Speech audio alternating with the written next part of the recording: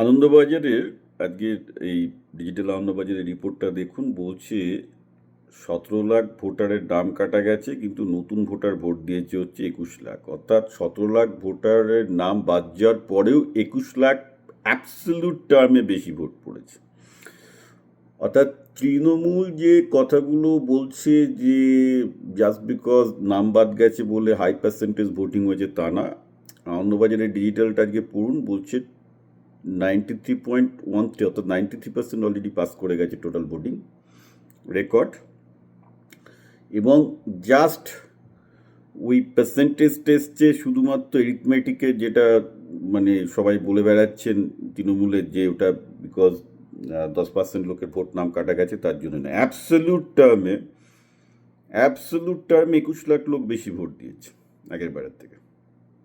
Just imagine.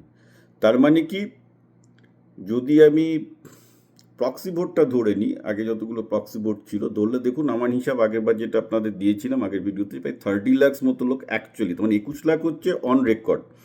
আপনি আরও 10 lakh proxy vote ধরুন, আগের বার যেগুলো মানে মৃতদের হয়ে কবরস্থান থেকে উঠে এসে, শ্মশান থেকে উঠে এসে ভোট দিয়ে যেত, সেগুলো বাদ দিন, টোটাল 30 লাখ তার মানে বেশি ভোট দিয়েছে। এখন প্রশ্ন হচ্ছে, এই 30 লাখ যে বেশি ভোটটা পড়লো কোথায় গেবে? অবভিয়াসলি বিজেপি বলছে এটা তৃণমূল বিরোধী হওয়া, সুতরাং এটা বিজেপির কাছেই যাবে, এটা বিজেপির দাবি।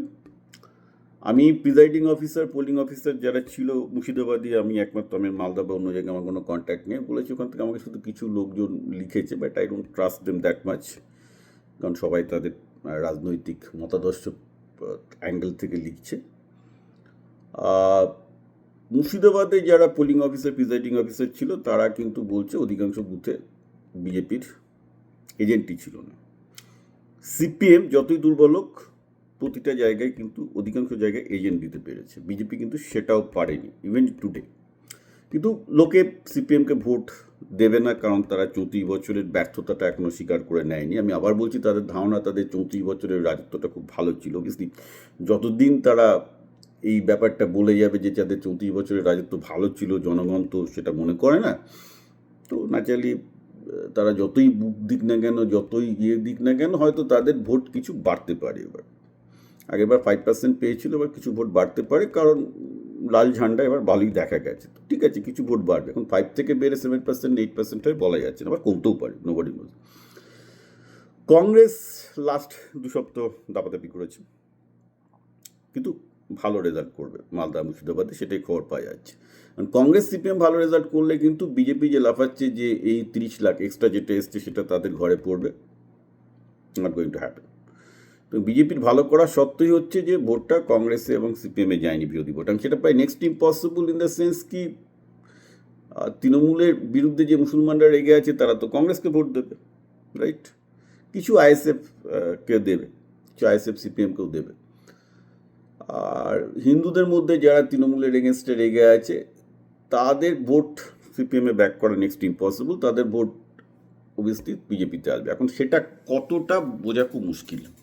ঠিক আছে, তো ধরুন এই 30 লাখের মধ্যে বিজেপির কাছে 15 লাখ আর সিপিএম কংগ্রেসের কাছে আরও 15 লাখ গেল, সেক্ষেত্রে কিন্তু আবার তৃণমূলের সুবিধা নয়, সেক্ষেত্রে তৃণমূলের রেজাল্ট খুব খারাপ হওয়ার কথা নয়। অর্থাৎ যেহেতু তৃণমূলের 10% আছে, তাহলে এই যে 30 লাখ নতুন ভোট পড়েছে, এই 30 লাখের মধ্যে অন্তত 25 লাখ যদি না পড়ে, 25 লাখ যদি তৃণমূলের ফেভারে না যায়, সরি বিজেপির ফেভারে না যায়, বিজেপি যেটা বলছে যে তারা গদি উল্টে দেবে, সম্ভব নয়। এবং ইটস ডিফিকাল্ট, বিজেপি যেটা বলছে সেটা ম্যাথামেটিক্যালি ডিফিকাল্ট, এই জন্যে যে বিজেপি মালদা মুর্শিদাবাদের অনেক জায়গায় এজেন্টই দিতে পারেনি, যেহেতু ওগুলো মুসলমান প্রধান এলাকা, হয়তো তাদের সেখানে জেতার চান্সও ছিল না, ক্যালকুলেশনও নিয়ে। আমি আবার বলছি এটা এরকমই হয়ে থাকে, কিন্তু ওভারঅল ম্যাথামেটিক্যালি স্পিকিং বিজেপি যেটা দাবি করছে সেটাও সন্দেহজনক।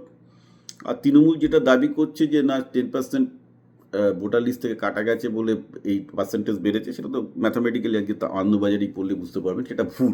তৃণমূল যেটা, সো দেখতে হবে যে 4th মে কী হচ্ছে, যে লোকজন তৃণমূলের বিরুদ্ধে লোকজন যেটা রেগে আছে সেই ভোটটা বিজেপি একটা জায়গায় কনসেন্ট্রেট করতে পারছে কিনা, অর্থাৎ ইউনিটি আছে কিনা সেই বিরোধিতার, তৃণমূল বিরোধিতা আছে, এটা নিয়ে কোনো সন্দেহ নেই, কিন্তু সেই তৃণমূল বিরোধিতায় যদি ঐক্যবদ্ধ না থাকে, ঐক্যবদ্ধ হয়ে যদি সেটা বিজেপির ঝুলিতে না যায়, তাহলে কিন্তু আবার সেই জেগে থাকে।